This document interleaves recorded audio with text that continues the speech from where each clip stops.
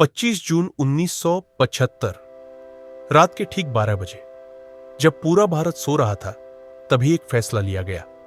ऐसा फैसला जिसने देश के लोकतंत्र को 21 महीनों के लिए कैद कर दिया। सुबह हुई, लेकिन आजादी की आवाज नहीं थी। अखबार चुप थे, रेडियो खामोश था और लोगों को समझ ही नहीं आ रहा था कि उनके साथ क्या हो चुका है। देश में आपातकाल लग चुका था।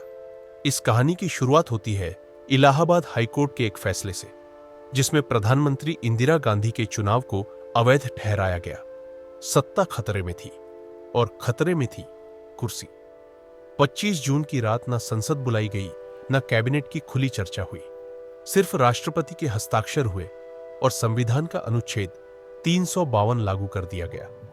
कागजों में वजह लिखी थी, आंतरिक अशांति, लेकिन हकीकत में पूरा देश डर के साए में चला गया। अगली सुबह देश के बड़े नेता जेल में थे। जयप्रकाश नारायण, अटल बिहारी वाजपेयी, लालकृष्ण आडवाणी, हजारों लोग बिना किसी मुकदमे के सलाखों के पीछे डाल दिए गए। अखबारों पर सेंसरशिप लग गई। जो सरकार चाहती थी सिर्फ वही छप सकता था।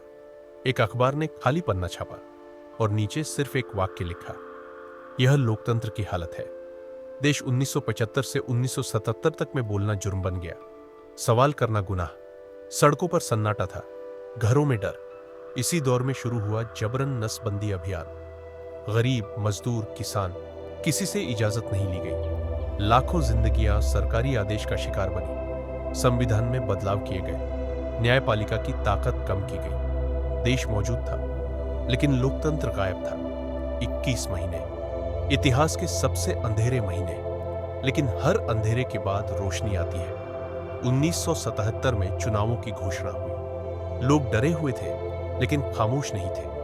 उन्होंने मतदान किया और जो फैसला आया उसने पूरी दुनिया को हैरान कर दिया।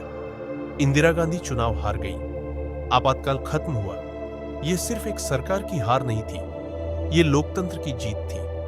इसने साबित कर दिया कि लोकतंत्र को दबाया जा सकता है, लेकिन खत्म नहीं किया जा सकता। लेकिन सवाल आज भी जिंदा है, अगर फिर कभी हमारी आजादी छीनी गई तो क्या हम पहचान पाएंगे? क्योंकि आपातकाल अचानक नहीं आता, वह चुपचाप आता है।